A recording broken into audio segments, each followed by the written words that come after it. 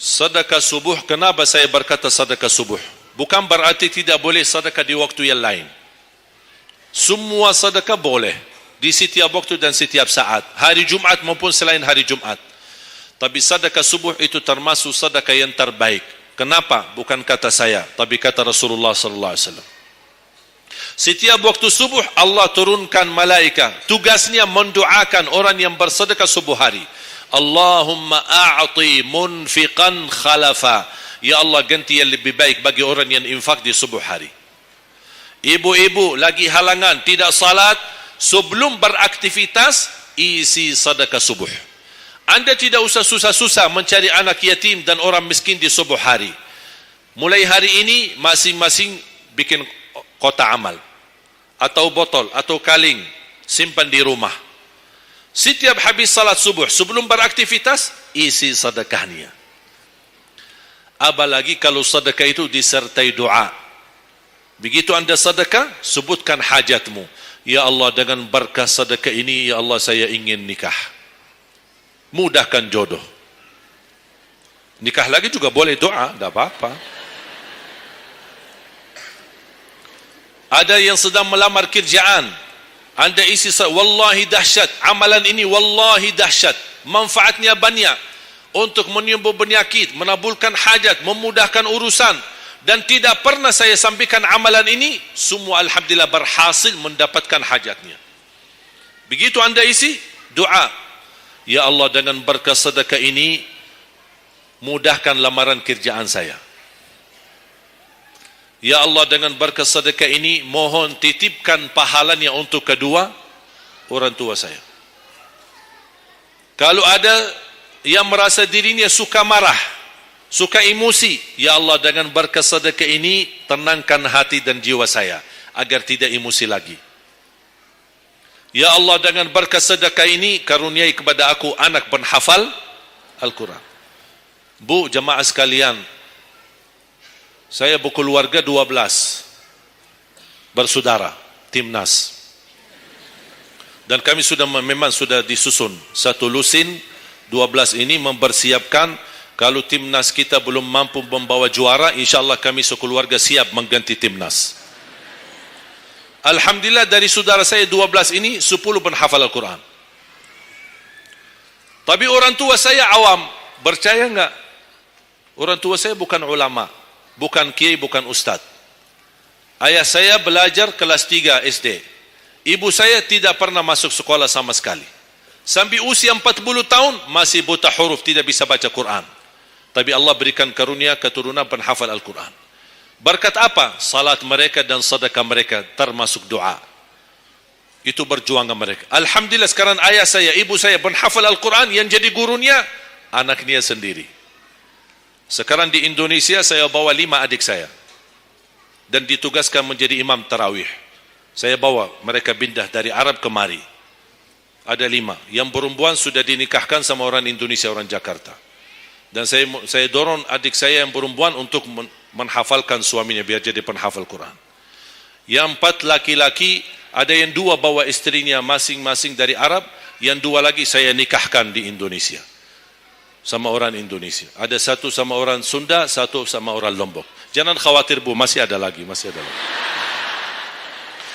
Bahkan saya dorong adik-adik saya semua wajib nikah 4. Masing-masing 4 istri. Kenapa? Supaya banyak keturunan. Kalau bisa setiap satu istri 12, satu lusin. Masya Allah, luar biasa. Mengapa? Karena kita punya perjuangan yang masih panjang. Cita-cita saya mencetak 1 juta penghafal Al-Quran di Indonesia.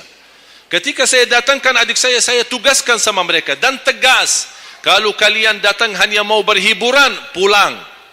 Kalian di sini untuk bersama-sama memperjuangkan untuk mencetak 1 juta penghafal Al-Quran. Dan alhamdulillah program ini sudah jalan. Dan kita terus memperjuangkan, dan saya harap semua jamaah insyaAllah berkenan terlibat dalam program ini. Cita-cita saya, semua masjid se-Indonesia insyaAllah diimami imam penghafal Al-Quran 30 juz. Bahkan lebih hebat lagi cita-cita saya, insyaAllah saya yakin akan terjadi. InsyaAllah di demikian hari, di waktu yang Allah insya-Allah tentukan, insya-Allah presiden kita penghafal Al-Quran. Coba, ya Allah, rasanya enak. Langsung diumumkan di Masjid Istiqlal, khatib dan imam salat Idul Fitri, penghafal Al-Quran 30 juz, Presiden Republik Indonesia. Oh, mantap. Imam salat Idul Adha, Presiden kita.